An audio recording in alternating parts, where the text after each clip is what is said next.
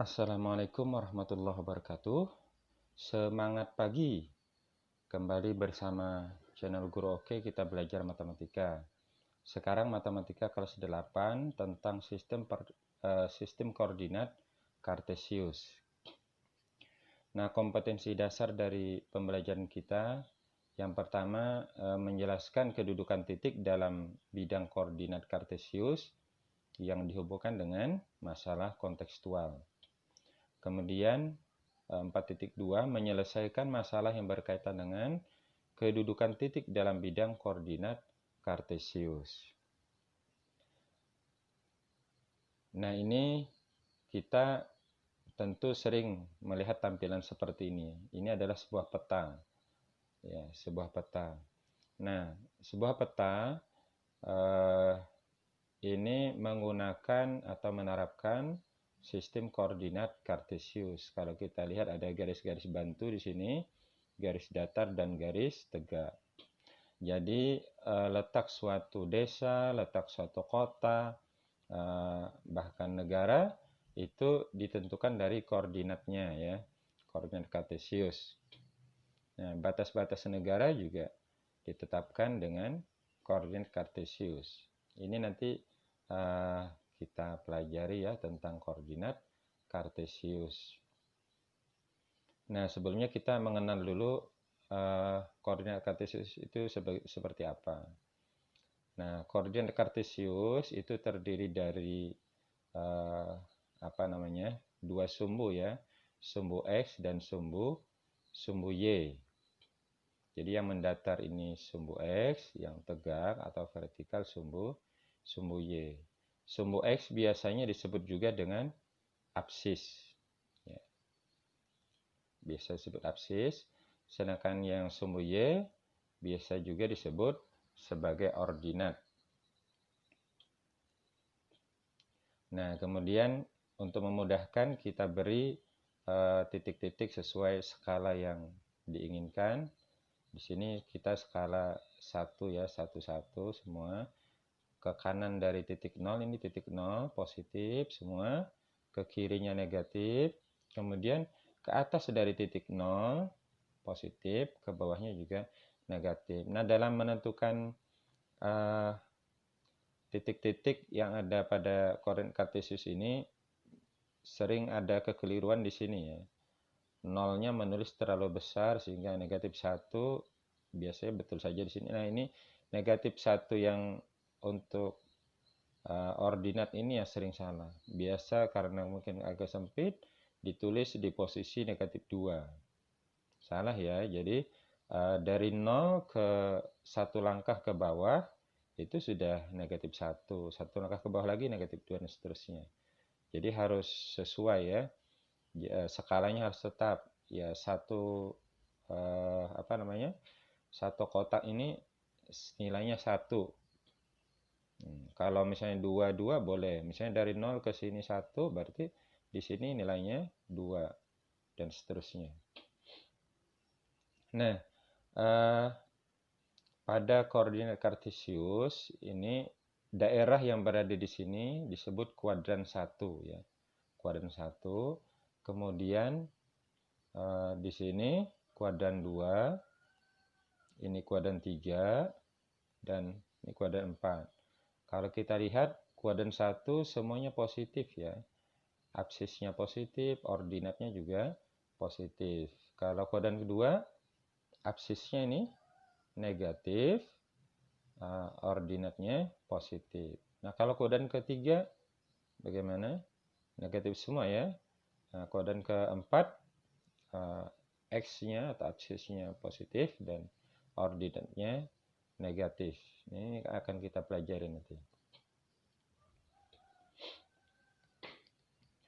Nah, untuk menentukan letak suatu titik itu dinotasikan dengan titik ya, dengan nokta, kemudian dengan huruf kapital, huruf besar. Dan boleh ditambah dengan notasi ya, berupa nilai absisnya, kemudian dikasih koma, baru nilai ordinat atau X, Y di dalam tanda tanda kurung. Kita contohkan. Nah, ini misalnya noktah ya. Disebut titik A. Ini A harus kapital, tidak boleh A kecil ya. Nah, berapakah letak titik A ini, koordinatnya berapa? Kita lihat. Yang didahulukan ini absisnya dulu ya. Yang nilai X-nya dulu, baru nilai Y. Berarti di sini X-nya 3, Y-nya 5. Berarti koordinat titik A itu adalah 3,5. Kemudian ini titik B. Kita lihat absisnya negatif 6, koordinatnya 4. Berarti negatif 6,4 ya. Jadi ingat ya, X-nya dulu ya. Lihat dulu di sumbu X-nya, baru di sumbu Y-nya berapa. Kemudian untuk titik ini, titik C, berapa kira-kira? Negatif 2, negatif 3 atau sebaliknya, negatif 3, negatif 2? Ya, betul. Negatif 3, negatif 2. Nah, kemudian titik ini, titik D misalnya, tentu kalian sudah mengerti ya, dari 3 contoh ini sudah mengerti, berarti 6, negatif 1 ya. Nah ini untuk nama sebuah titik tadi pakai huruf kapital, ini letaknya berdekatan dengan titiknya ya, jangan terlalu jauh. Misalnya A ditulis di sini, tidak benar. Jadi yang benar berdekatan dengan titik yang dimaksud. Boleh di samping kanan, boleh di atas, boleh di kiri ya. Sesuai dengan ruang yang ada. Nah, kemudian lihat ini. Ini adalah titik O, biasanya disebutnya 0,0. Ini letak di sini 0,0. Biasa juga disebut dengan titik asal. Jadi titik asal 0,0 ya. Di sini disebut titik asal. Kemudian misalnya bagaimana kalau titiknya itu berada pada sumbu. Misalnya di sini. Di sumbu X, titik E. Berapa koordinatnya? Ya sama prinsipnya. X, Y, X-nya berapa, Y-nya berapa. Di sini X-nya berapa? 8. Y-nya tarik saja ke sini. Y-nya 0. Berarti ya 8,0. Nah, kalau di F di sini berapa? Berapa? Ya 0. X-nya dulu ya. X-nya 0. Kemudian Y-nya 2. Berarti 0,2. Jangan tertukar. Misalnya 2,0 itu salah ya. Yang benar 0,2. Jadi X-nya dulu baru Y. Demikian pula G. Nah, G-nya, X-nya negatif 4. Kemudian Y-nya 0. Jadi negatif 4,0. Kalau di sini, titik sini berarti berapa? Ya, kalau di sini 0, ya, 0, negatif 3. Tentu sudah paham ya? Sudah paham. Nanti kalau kurang paham bisa ditanya di kolom komentar ya.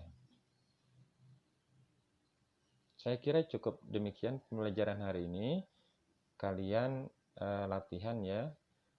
Latihan ini ada sebuah sungai mengalir melalui desa-desa seperti pada gambar ini ya, sungai lah ya. Kemudian tentukan koordinat titik desa. Desa A letaknya di sini. Nah, ada noktahnya. Berapa koordinatnya ya, seperti tadi cara kalian. Jadi A jawabannya A itu berapa koma berapa, B berapa koma berapa, C dan seterusnya sampai I. Paham ya? Nah, kemudian pertanyaan B, desa mana saja yang berada pada kuadran 1? Yang pada kuadran 2 desa mana saja? Kuadran 3 dan kuadran 4. Jadi menjawabnya, yang berada pada kuadran 1, apa saja desanya? Dicontohkan ya, saya contohkan berarti yang kuadran 1 hanyalah satu desa, yaitu desa D. Nah, kuadran 2 desa apa, kuadran 3 desa apa, kuadran 4 desa apa saja. Ya, yang pada kuadran ya, kalau E ini berada pada sumbunya. Tidak perlu, jadi yang di antara ini saja yang perlu kalian cari. bisa dipahami, nanti tugasnya bisa dikirim ya. Terima kasih anak-anak. Sekali lagi tetap jaga protokol kesehatan, utamakan keselamatan diri, keluarga, lingkungan. Terima kasih. Wassalamualaikum warahmatullahi wabarakatuh.